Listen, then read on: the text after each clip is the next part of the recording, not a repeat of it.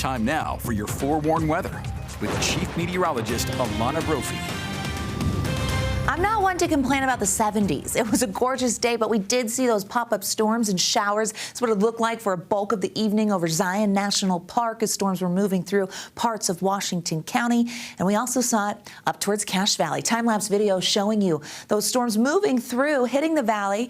We've got some gusty winds, lightning, and even some rain at times. The sun eventually coming back out this evening. Satellite radar shows that a lot of the energy was focused towards the cold front in central and southern Utah. And in the last few hours, we really watched as those storms blossomed. Few stray isolated storms moving from Cache Valley into southwestern Wyoming, but active skies returned for our Tuesday. The ABC4 studios, we saw a mix of sun and clouds. It was a pretty shot there from our Colonial Flag Tower camera. A bit breezy, not a surprise, expected. High temperatures today hit 76 in Salt Lake. 72 was our average high, so even with the cool front coming through yesterday, we stayed above average. 60s and 70s for the Wasatch front, some 80s popping up in Vernal and Moab. 92 yet again in St. George, where the heat is on, and we were above average in Washington County. Heading into the overnight, mostly clear skies expected with drier conditions than what we saw last night, falling into the 50s into the early morning hours, and then by tomorrow we're off to the races with the warm up, but we will still stay close to seasonal norms. Our storm threat focuses on eastern Utah and the south central portion of the state. Storm development for our Wednesday will really focus on the higher terrain, but could easily roll into valleys. We've seen that happen the last 2 days. Futurecast shows us how the front's going to start to clear. We lose daytime heating and we lose those storms as well. Maybe just an isolated stray storm holds on. Quiet for the overnight. Heading into Wednesday, the potential for storm development really east of I-15. You're going to notice that from the basin into Castle Country towards I-70 near Hanksville and then over Lake Powell yet again.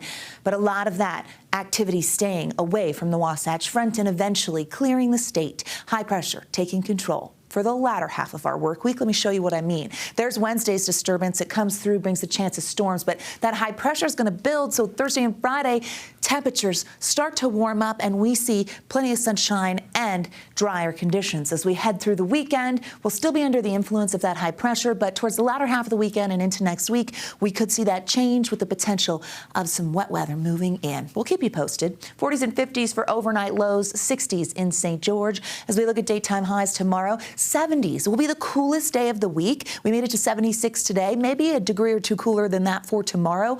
Still very pleasant and slightly above average. 70s and 80s on the eastern side of the state. St. George will hit 90 yet again. The heat is on and it stays that way for the next several days. Breezy conditions with sunshine in the south. Dry for the next 7 days. 80s though as we head into next week. So some cooler air starts to move in. You're going to notice that for the Wasatch Front. Slight chance for those showers on Wednesday. We get 70s and then there's the warmest day of the next 7. It's on Friday with that high pressure in control, boosting us into the low 80s. Breezy conditions with 70s to follow. Slight chance of moisture Sunday and Monday. Isolated storm potential into Tuesday. So active skies will eventually return, but a nice stretch with high pressure and that spring warmth returning for the latter half of the work week. For now, over to the desk.